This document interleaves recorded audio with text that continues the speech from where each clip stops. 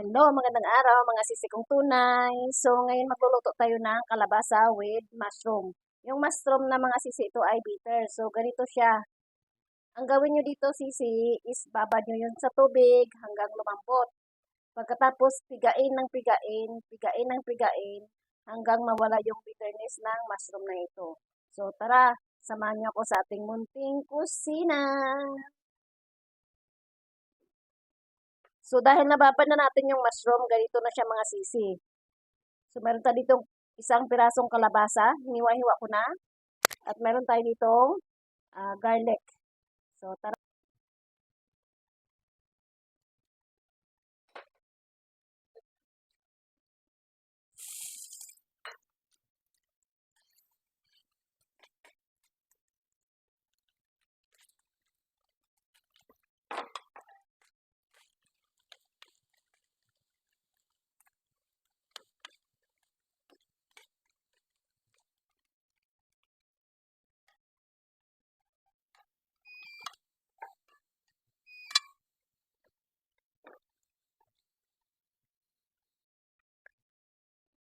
Asin.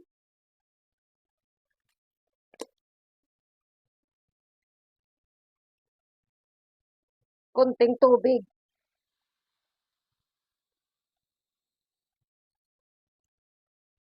Simmer ng 10 minutes.